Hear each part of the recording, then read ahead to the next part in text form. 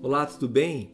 Esse é um estudo bíblico sobre a missão da igreja, para que você entenda qual é a missão da igreja metodista do Jabaquara, qual é a sua missão como cristão, qual é a nossa vocação, por que nós estamos aqui. E antes de iniciarmos esse estudo bíblico, eu gostaria que você fizesse uma oração, que você orasse nesse momento. E eu gostaria de orar junto com você. Vamos juntos? Seu Deus e Pai, em nome de Jesus. Em nome de Jesus, Senhor, eu coloco a minha vida, a vida desse meu irmão, a minha irmã, esse meu colega que está assistindo esse vídeo, que está acompanhando esse estudo bíblico. Pedimos a Tua bênção sobre a nossa vida durante todo esse estudo bíblico, que eu possa ser um instrumento, Senhor, do Senhor, um instrumento Teu, Pai, para abençoar na reflexão da Tua palavra. Ó Deus, que durante essa reflexão da Tua palavra, esse meu irmão, essa minha irmã seja abençoado e possa refletir, possa entender a missão. Senhor, nos conduza como igreja aos Teus propósitos. Em nome de Jesus, que nós invocamos, que nós clamamos, que nós Te adoramos, Senhor. Tu és o nosso Deus, a nossa rocha. Nos conduza em nome de Jesus. Amém. Amém. Vamos lá, vamos iniciar esse nosso estudo.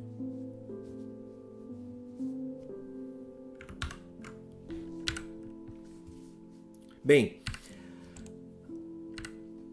a igreja é uma organização. Toda organização precisa ter a sua missão, o seu propósito bem claro, para saber o porquê que existimos, para que existimos, qual é a nossa missão. Bem, diferente de outras organizações, a igreja já tem a sua missão definida na palavra de Deus. A Bíblia Sagrada revela qual é a missão da igreja.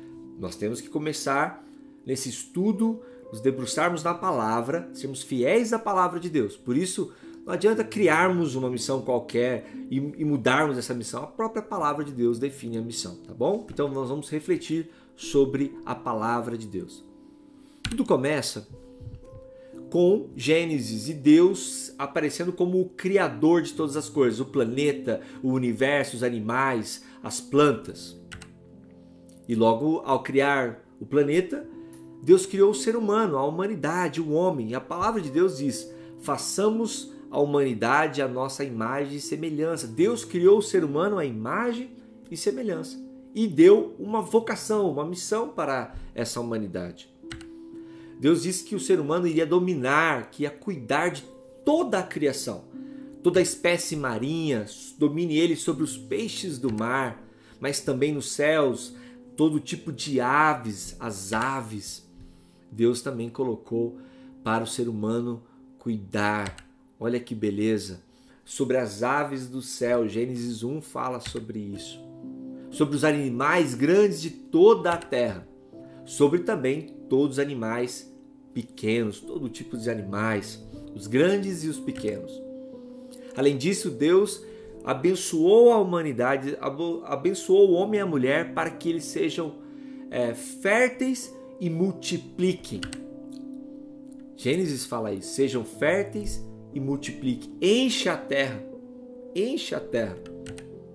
Bem, já no capítulo 2 de Gênesis, Deus se aparece como aquele que é o jardineiro, o agricultor, aquele que coloca a mão na massa e diz que ele que plantou o primeiro jardim no Éden. Éden é um lugar de delícias, de alegria, de plenitude. E Deus colocou então na infinidade de árvores que existia, que Ele criou, que Ele plantou, Ele colocou duas árvores. A primeira árvore, a árvore da vida, e também a segunda árvore, a do conhecimento do bem e do mal. E essa segunda árvore, Deus diz: não coma da árvore do conhecimento do bem e do mal, porque no dia em que dela comer, certamente você morrerá. E foi nesse jardim que Deus criou, Deus colocou o homem. O Senhor Deus colocou o homem no jardim do Éden para cuidar dele e cultivá-lo. Olha que bênção. Então, nós aprendemos aqui já de cara, nesse início, o que alguns chamam de mandato cultural. Aqui está uma vocação para a humanidade. Lá no início, Deus criou o ser humano não para ele ser o dono, não para ele ser o centro, não para ele ser o explorador no sentido negativo, mas sim para ser mordomo. Nós somos chamados para ser mordomos, aquele que cuida da criação, porque a vida não é nossa, o mundo não é nosso, o planeta não é nosso, é de Deus. A vida é de Deus, Ele nos deu a vida. Além disso, Deus colocou o ser humano ali no jardim para que juntamente com Ele trabalhar em harmonia. Então nós somos co-criadores. Deus nos deu talentos para criar, para explorar, para cuidar de toda a natureza. Mas também Adão e Eva tinham o chamado para serem protetores do jardim no Éden. Somos protetores da criação. Infelizmente, sabemos que no início da história, o ser humano foi seduzido pelo mal. O diabo o enganou. A humanidade desejou ser Deus. A serpente enganou o homem. E a humanidade desejou ser independente do seu Criador. Gênesis 3 fala isso. Então houve uma tragédia. O pecado entrou no mundo, na criação, e toda a criação, todo o planeta foi atingido. Os animais, as aves, todo o meio ambiente foi atingido. E a humanidade foi expulsa dessa dimensão, desse paraíso, dessa relação com Deus, foi expulsa do Éden. E agora esse ser humano perdido, desconectado de Deus, se depara com a morte espiritual, física e eterna. O ser humano agora está em trevas, perdido, tateando no escuro e não consegue mais encontrar com Deus. Está em desarmonia com Deus, com Ele e com o próximo e com toda a criação. Bem, mas Deus já tinha um plano de redenção e Ele inicia então o seu plano de redenção. Olha que bênção. Deus então escolhe um homem chamado Abrão. Deus escolhe um homem chamado Abrão e muda o seu nome para Abraão. Olha só que Deus fala. Então o Senhor disse a Abraão: saia da sua terra, do meio dos seus parentes, da casa do seu pai, e vá para a terra que eu lhes mostrarei. Farei de você um grande povo e o abençoarei. Tornarei famoso o seu nome e você será uma bênção. Abençoarei os que o abençoarem e amaldiçoarei os que o amaldiçoarem. Mas olha a promessa de Deus para toda a humanidade. E por meio de você, através de você, Abrão, todos os povos da terra serão abençoados. Abrão é o nome dele. Depois Deus muda para Abraão, um povo, o pai de uma grande nação. Então, através dos filhos de Abraão, uma grande nação foi se formando. Essa grande nação acabou indo escravo no Egito. Deus libertou os hebreus do Egito através de um homem chamado Moisés. Então Deus conduziu esse povo ao deserto e quando estava bem no pé do Monte Sinai, aqui é uma figura de um monte, Deus então fez uma aliança com esse povo. Deus diz assim: se guardarem a minha aliança, vocês serão meu tesouro pessoal, minha propriedade exclusiva. Vocês serão para mim um reino de sacerdotes de uma nação santa. Deus fez uma promessa. Deus fez um acordo e o povo disse amém. Você pode ler lá em Êxodo 19. Em Êxodo 20, por exemplo, Deus dá os 10 mandamentos e as leis. Mas nós sabemos pela história de Israel, pela história dos hebreus no Antigo Testamento, que vieram juízes, vieram profetas, vieram os reis, mas Israel insistiu na idolatria, insistiu em abandonar a Deus. Israel falhou em cumprir a lei. Bem, mas nós aprendemos algo aqui com o mandato de Israel. Israel, os hebreus, deveria ser uma nação fiel ao único Deus, mas infelizmente eles se enveredaram para a idolatria. Mas aqui o mandato para Israel é: vocês deveriam ser fiel ao único Deus. Além disso, luz para as nações, luz para outras nações. Israel deveria ser um exemplo para todos os povos, povo de Deus, para ser exemplo para os outros povos. Mas infelizmente Israel falhou. Então os profetas começaram a anunciar a vinda do Messias.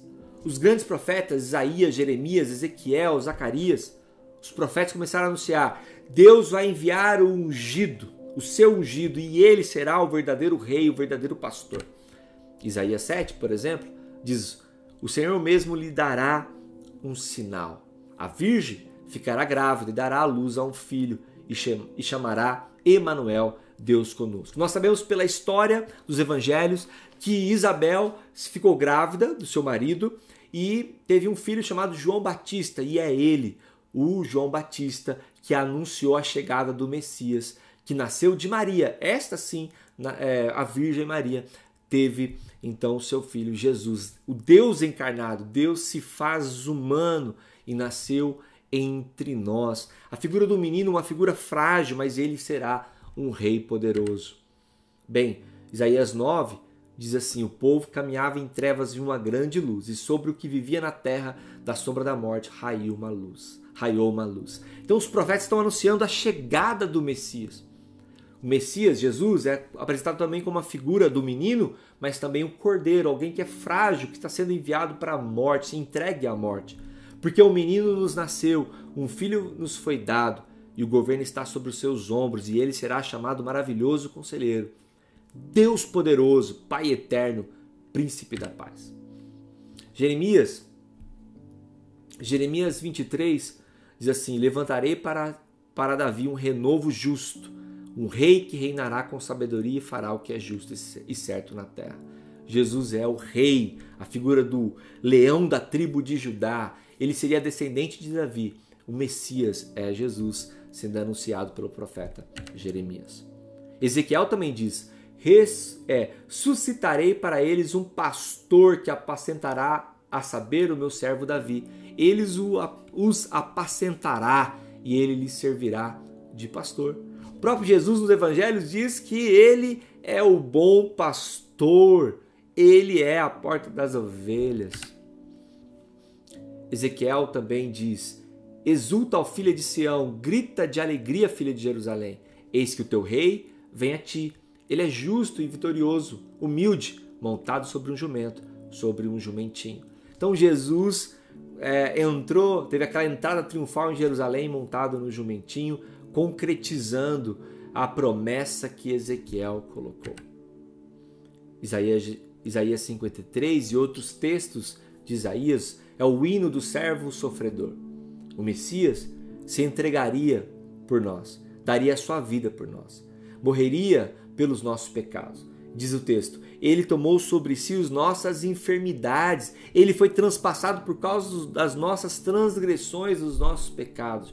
Jesus morreu em nosso lugar. Ele deu a sua vida por nós. O pecado que estava, a maldição que estava sobre nós, caiu sobre ele. E pelas suas pisaduras nós somos sarados. Jesus morreu no nosso lugar. Sabemos pelos evangelhos e pelas promessas dos profetas que o Messias ressuscitaria. Lucas 24 fala: está escrito que o Cristo haveria de sofrer e ressuscitar dos mortos no terceiro dia, e que em seu nome, no nome de Jesus, seria pregado o arrependimento para perdão de pecados. De quem? A todas as nações. Então nós sabemos que Jesus morreu, mas ao terceiro dia ressuscitou, e agora inaugura o tempo da igreja, o novo Israel. Não o Israel do povo dos hebreus, mas agora o Israel, aquele que já nasceu de novo, aquele que entregou a sua vida a Cristo Jesus. E é Jesus que coloca, após ter ressuscitado, que define a missão da igreja, a missão dos discípulos. Ele diz: portanto, vão e façam discípulos de todas as nações, batizando-os em nome do Pai, do Filho e do Espírito Santo, ensinando-os a guardar ou a obedecer a tudo que eu lhes ordenei. E eu estarei sempre com vocês até o fim dos tempos. Mas Jesus também disse que para ser discípulo e fazer discípulo, eles teriam que receber o poder do Espírito Santo. Atos 1 fala sobre isso.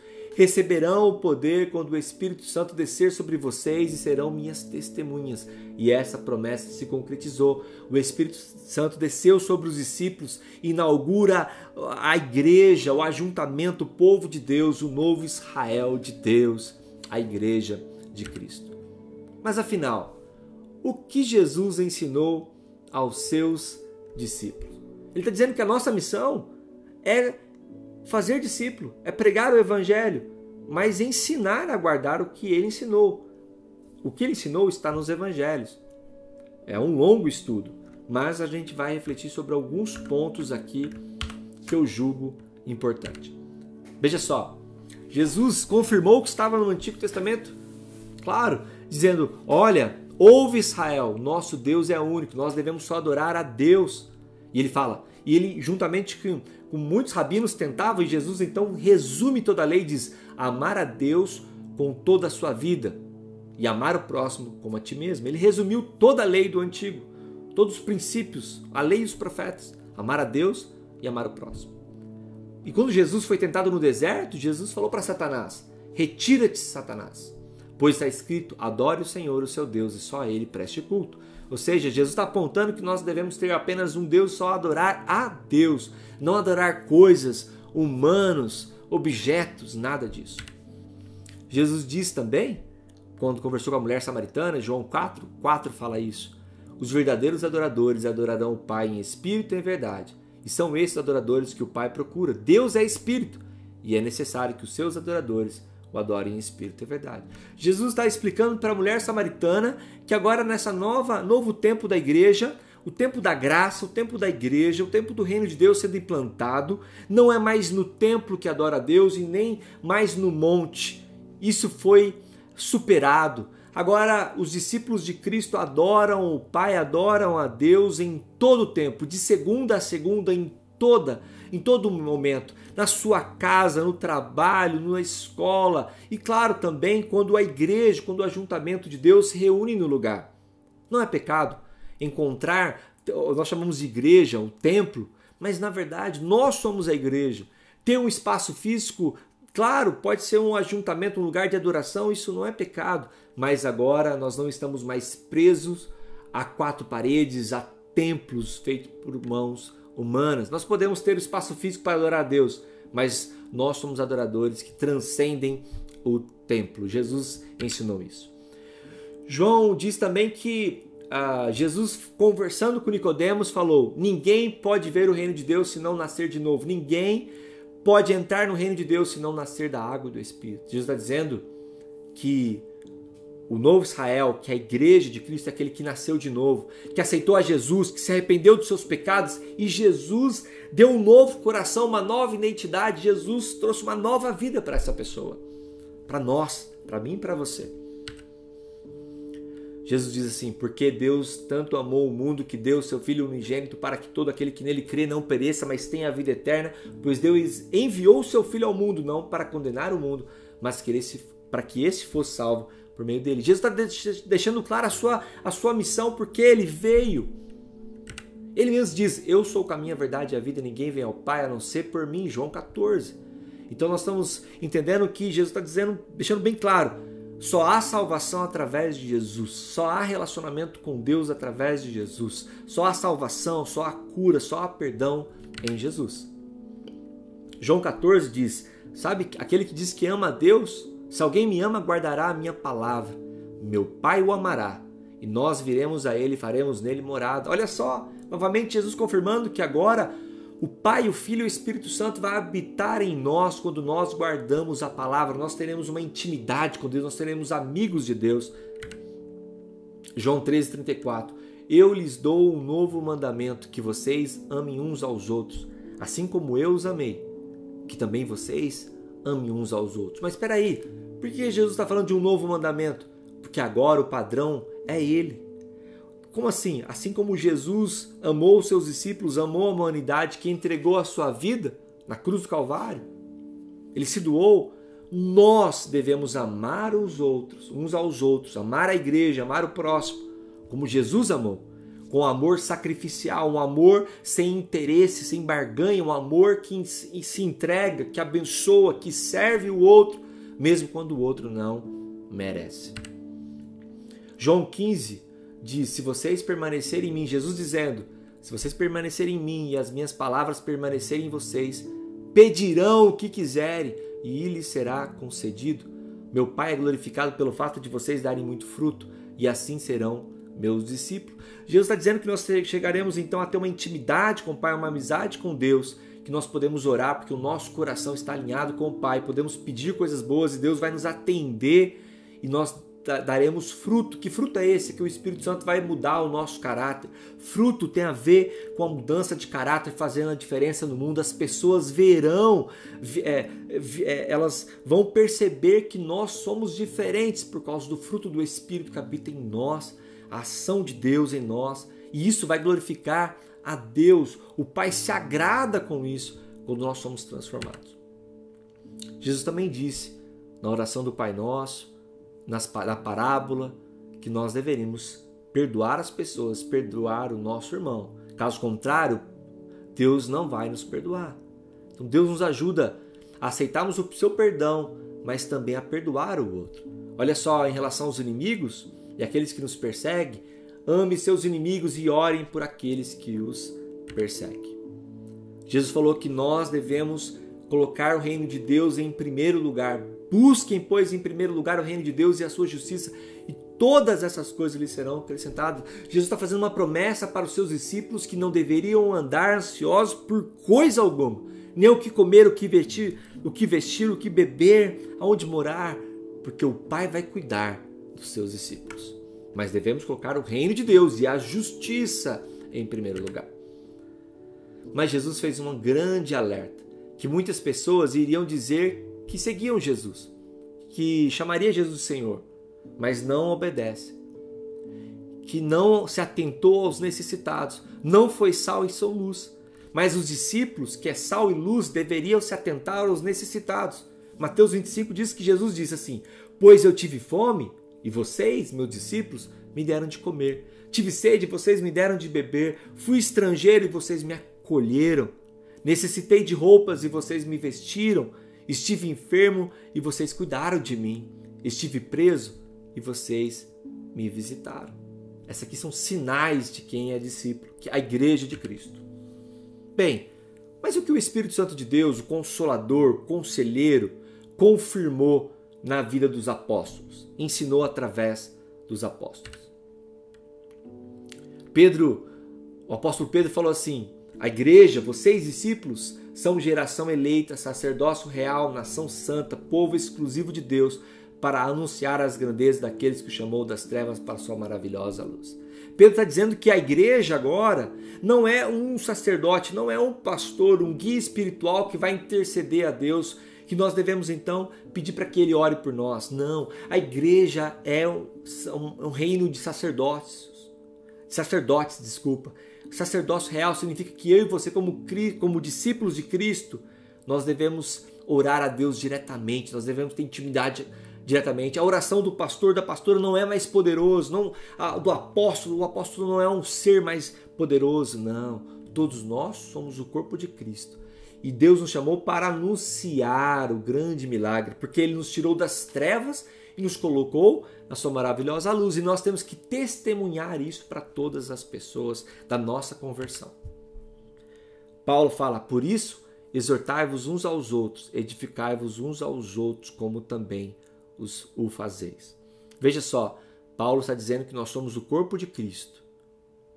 E no corpo de Cristo, eu e você devemos ajudar uns aos outros, corrigir uns aos outros, ensinar uns aos outros, edificar uns aos outros. O apóstolo João diz que nisto conhecemos o que é o amor. Jesus Cristo deu a vida por nós e devemos dar a nossa vida por nossos irmãos. Olha a profundidade do amor em relação à igreja. Nós devemos dar a nossa vida em favor dos nossos irmãos. Significa cuidar dos nossos irmãos, nos entregarmos, abençoarmos os nossos irmãos. Ainda Paulo fala: tudo isso provém de Deus, que nos reconciliou consigo mesmo por meio de Cristo e nos deu o ministério da reconciliação. Portanto, somos embaixadores de Cristo. Na terra, Paulo está dizendo que nós somos embaixadores de Cristo, que através da igreja nós vamos anunciar Jesus e o mundo é reconciliado com Deus. Nós temos uma grande missão. Bem, então o mandato missionário da igreja poderia ser resumido da seguinte forma: amar a Deus e o próximo. Esse amor incondicional. Ser e fazer discípulo. Mas veja só, uma forma um pouco mais completa. O mandato, o nosso chamado, a missão da igreja, tem a ver com adorar somente a Deus. o único Deus poderoso, nos livrar de toda a idolatria. Tem a ver com desenvolver amizade com Deus. Jesus falou, não vos chamo mais de servo, mas de amigo, mas aquele que guarda a palavra. Viver em comunidade, edificar uns aos outros, cuidar uns dos outros, ser o corpo de Cristo. Está ligado na videira. Fazer discípulos. Jesus falou, pregar o evangelho, ensinar as nações, compartilhar as boas novas. E Jesus falou, servir também através dos dons e talentos. A palavra de Deus, Romanos 12, Efésios 4, 1 Coríntios 12, as parábolas dos talentos. E Jesus falou ser luz e sal para o mundo. Bem, esse é o estudo. Vamos pensar agora, o que a Igreja Metodista fala nos seus documentos? Diante da palavra, a Igreja Metodista se debruçou na palavra e ela define assim nos documentos, nos cânones. Artigo 2 dos cânones. A missão da Igreja Metodista é participar da ação de Deus no seu propósito de salvar o mundo. A Igreja Metodista cumpre a sua missão. Como? Realizando o culto de Deus, pregando a sua palavra, ministrando os sacramentos, promovendo a fraternidade, a disciplina cristã e proporcionando aos seus membros meios para alcançarem uma experiência cristã progressiva, visando ao desempenho do seu testemunho e serviço no mundo. Além do mais, prestando serviço de mensagens, sermões, palestras, orações por todos os meios de comunicação disponíveis e atendimento pastoral. Ministrando a educação cristã, teológica e secular, em todos os graus e níveis e prestando serviço de ação comunitária, filantrópica e beneficente por intermédio das suas regiões eclesiásticas e missionárias, das suas igrejas, instituições e órgãos especializados por ela, organizados, instituídos ou mantidos. Então a igreja está falando que ela participa da missão de Deus de salvar o mundo. A Igreja Metodista do Jabaquara, como que nós definimos? E aqui é um ponto que a diretoria da igreja, a clã, juntamente com a própria igreja toda, não é? Seja nos concílios ou concílios locais, que são assembleias, reuniões locais, como também a própria clã, deve sempre revisitar o seu plano de ação e também o seu regimento local para pensar. Então, no momento, nós temos refletido sobre isso. Como que a Jabaquara define, então, a sua missão? Quem somos? Somos uma comunidade de discípulos de Cristo, que buscam viver a integridade do Evangelho, ou seja, fiéis à palavra, guardar a palavra, o ensinamento de Jesus. Nós não vendemos a palavra, nós não negociamos a palavra.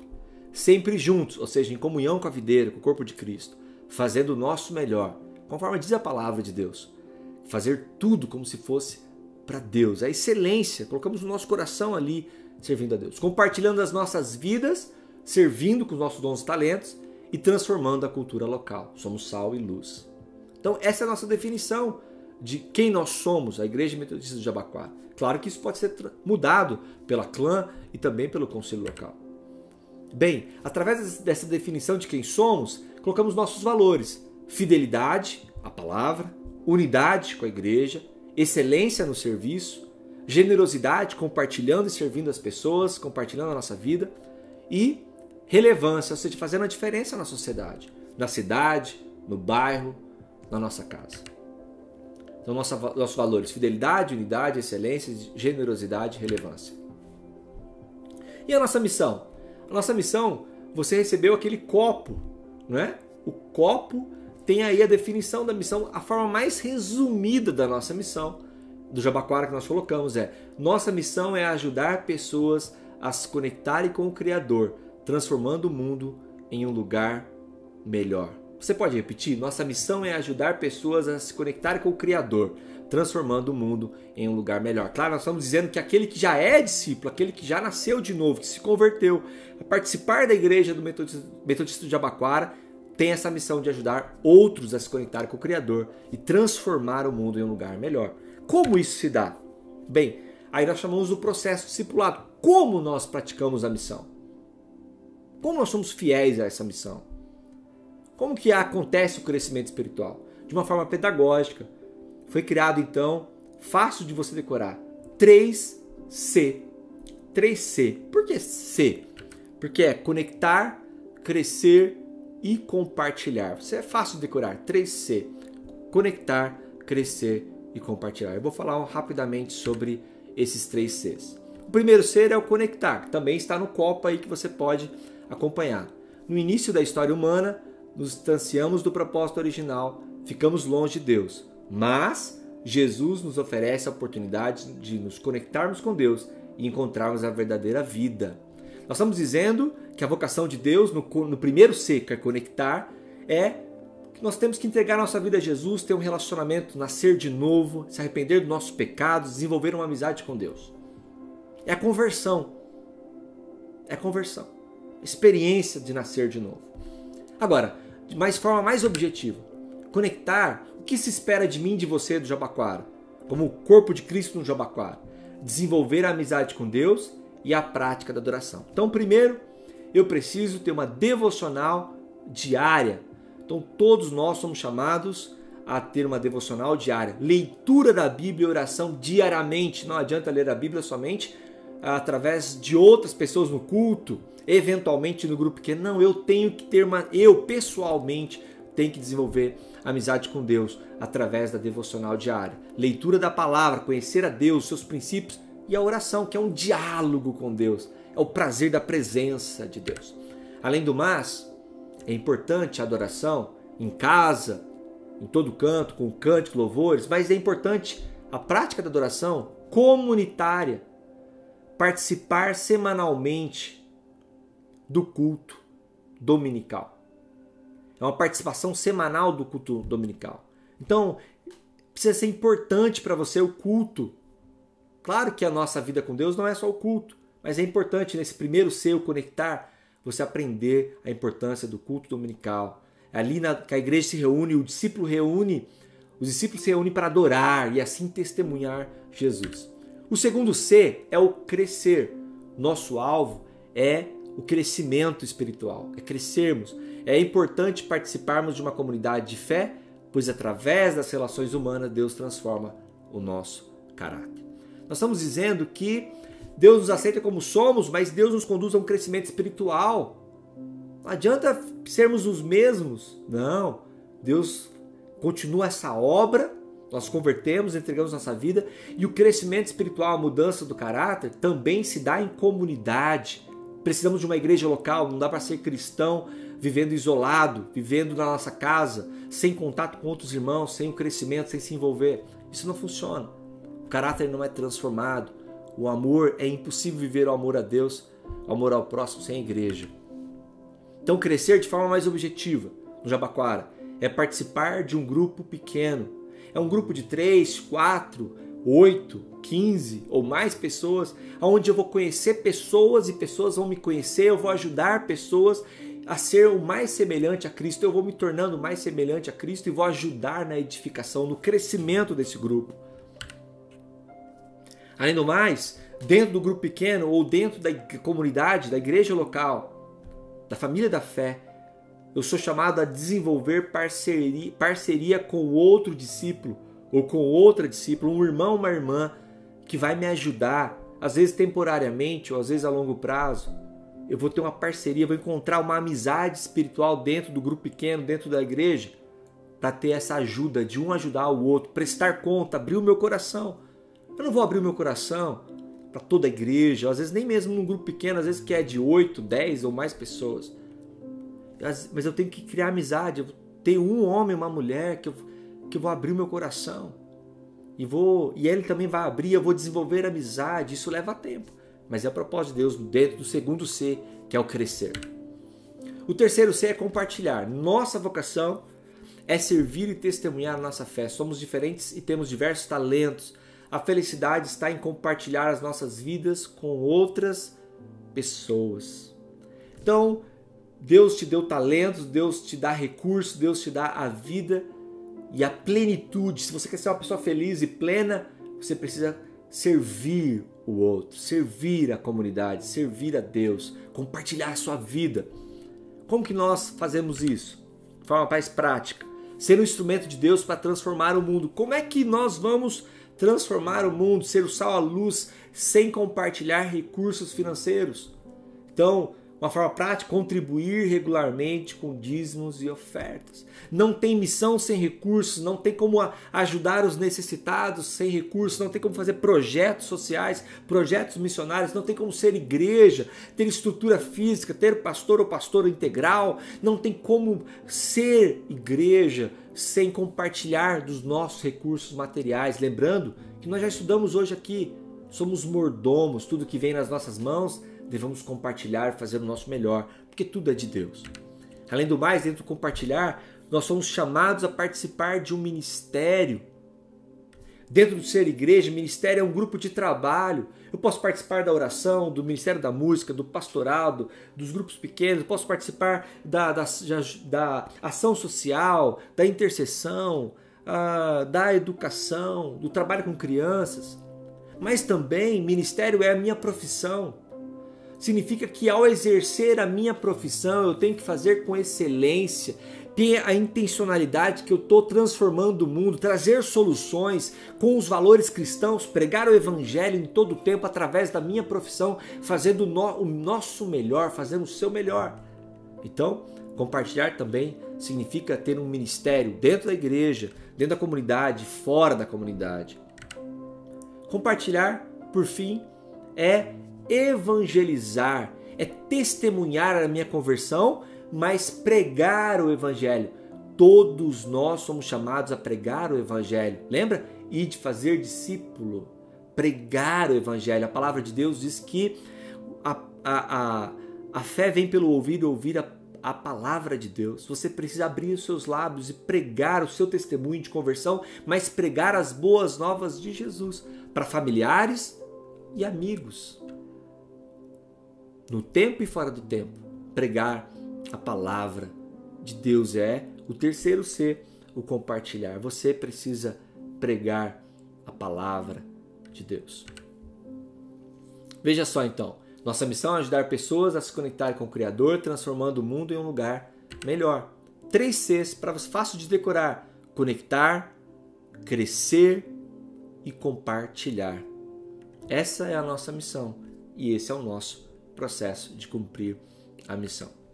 Eu espero que esse estudo tenha abençoado você, que você possa refletir sobre a nossa missão, tenha aprendido sobre a nossa missão. Estamos abertos a tirar suas dúvidas. Procure os líderes do seu grupo pequeno, procure o pastor ou a pastora que vai esclarecer maiores dúvidas. Que esse estudo possa abençoar ricamente a sua vida. Deus abençoe você. Até mais.